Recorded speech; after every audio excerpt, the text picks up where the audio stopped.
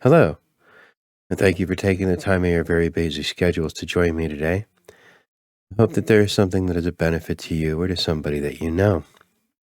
Continuing with these examples I have of poor leadership, or examples of how poor leadership can lead to various problems.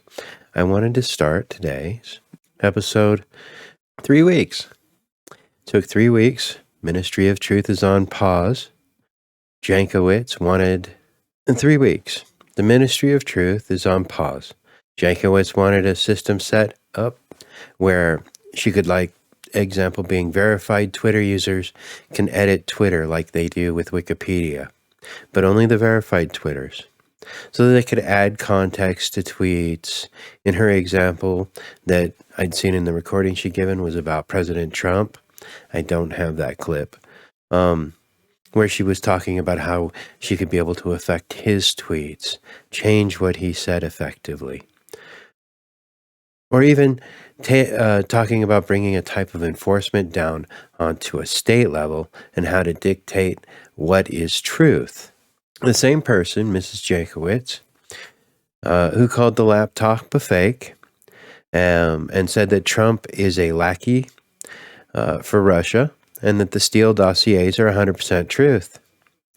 Have you heard about the Clinton campaign manager admitting in court that Hillary Clinton knew that the Steele dossiers were fake, and that she went ahead and approved of the leak being sent out to, it was basically sent out to the media, and then the media turned around and it was retweeted about the story that Hillary leaked to the media.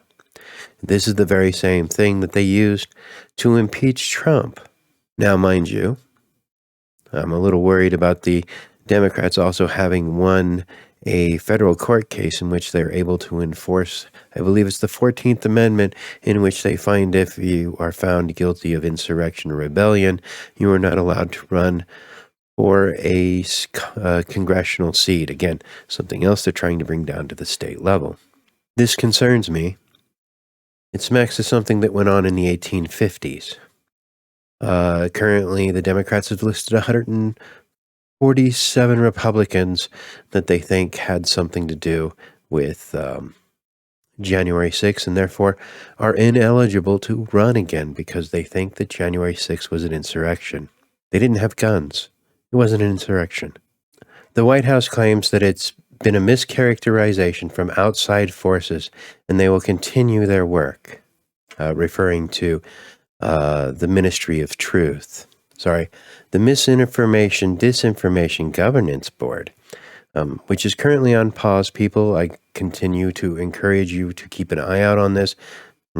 Talk to your senators, your representatives in the House. Let them know that you don't want this department. As Jankowicz has also resigned under the claims that she's getting personally attacked. Well, I don't know. I mean, all I did was read her Wikipedia page going, I don't trust her. As Jankowicz resigns under the claims of personal attack and threats of personal harm, my question here is, why did people in the government think it was a good idea for a 33-year-old to tell me what is true when they claim that truth is power? The White House claims that the right wing has attacked the Ministry as truth. And the Misinformation Governance Board is a victim of a coordinated right-wing attack. The very thing it was set up to stop? Okay. The department with an unelected 33-year-old who is an supposed expert in the area of disinformation. Because she wrote a paper on it and a book. Well, the Department of Misinformation is currently on pause because of the disinformation, as the White House calls it. I am more concerned that the Department of Homeland Security had asked Jankowicz to remain on the board as the executive director of the board during this time while it's on pause and they regroup and figure out what to do with the department, which of course is more unneeded government spending. Seems crazy to me that I'd be expected to believe the government is going to tell me the truth about what is truth. When the Democrats keep saying that truth is power, they're not going to want to give up the power, which means they're not going to want to give up truth. I want to move on to the next thing I did a little bit of research on, which is the baby formula situation. Now, from what I've been following in the different stories, is that the plant in Sturgis had a routine inspection from the FDA in September of 2021. A case of bacteria had been reported, but it's unclear if the inspectors knew during their report of the bacteria, but they did report that there was standing water and unsanitary conditions. After 3 more cases were reported, the FDA returned in January and found evidence of more bacteria. In mid-February, it was announced that the plant would be shut down as a recall had been announced. In mid-February, it was announced that the plant would be shut down as a recall was announced.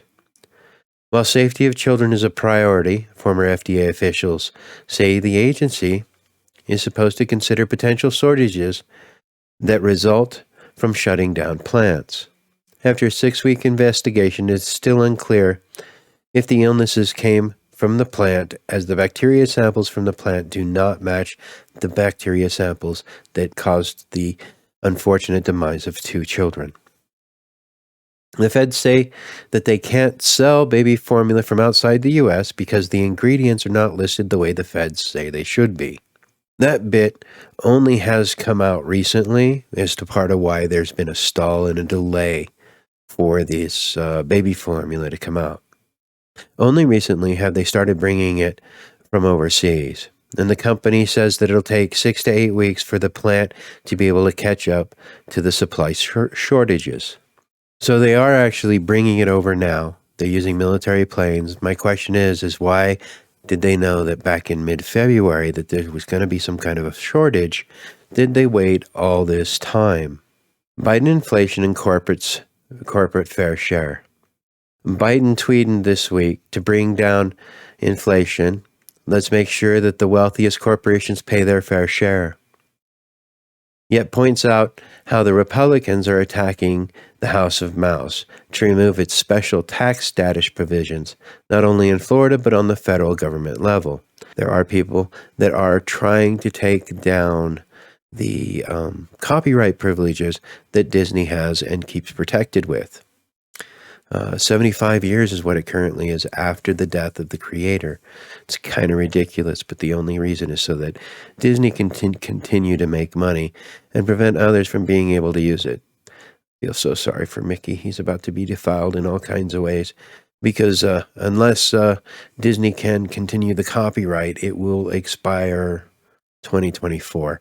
So basically in 2 years, Mickey Mouse will be fair game. Well, we're talking Steamboat Willie Mickey, but still. If you remove the special tax status, it is only one way for the big corporations to pay their fair share. Biden is against the ending of the tax shelters for the rich.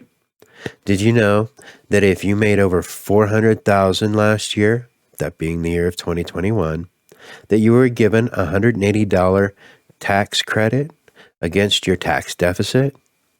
Yet the rich must pay their fair share, Biden says. How exactly will raising the taxes on corporations help lower the cost of gas and food for struggling Americans? The White House official response: climate change and unions. Inflation is when the money supply increases, while Biden stands there and claims that America pays its debts. His excuse as to why printing more money is a good idea. This is what causes inflation, is when there's more money, it lowers the value of the money that's already out there. So that as we print more money, we'll see a decrease in the purchasing power of the dollar. This is regardless of whether you raise taxes on the corporations or not. Of course, then again, if you raise taxes on the corporation, the only people who benefit from that money is the government itself with more money to spend. Having found out recently that our government is willing to go as far as spending $3 trillion for what it is decided it will be total victory, where the Senate is willing to go to total victory in Ukraine. Please define for me what is total victory. They have not yet. I'm finding problems. This is kind of what we ran into when we went into Afghanistan and when we go into other countries. There are no conditions for victory. But yes, our Senate is willing to spend up to $3 trillion for victory in Ukraine. Now, what is that victory? Who knows? We've already sent them $53 billion. I know for a fact that $40 billion of that, with a B, our Senate, shortly after electing to send them that money unconditionally, also voted and passed a bill, except for 11 Republicans, to make it to where Ukraine does not have to repay that $40 billion debt. Now, I say to you, and to anyone else, take a notice of how many nonprofits and NGOs are about to pop up with regards for this money that is being set up by Congress and their families. In the end, we will need to get back to America first. And this global America should be a secondary thing. We've already have our president committing to boots on the ground if Taiwan is invaded. I'm already hearing rumors that one of their plans is to reopen our embassy in Ukraine, therefore needing to send in special forces to protect our embassy, thus putting boots on the ground. I thought it was the Republicans that were the warmongers. It's how it was when I was growing up. Everybody was saying it was the Republicans that are ready to start the wars. Now all I see is it's nothing more than the Democrats looking for ways that they can profit on illegal measures and illegal gains. In saying that we should have a strong military presence there in Ukraine, none of these things that do we have when we have the Admiral of the Navy recommending that everyone read the book, How to Be an Anti-Racist.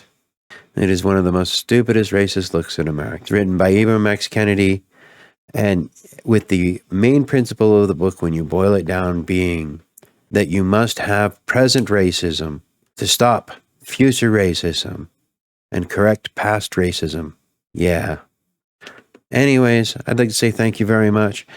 Please leave a comment down below. Like, share, and subscribe. You can find me on Odyssey and Rumble as well as YouTube. Thank you very much. I hope that you have a very beautiful day. God bless you, and God bless America.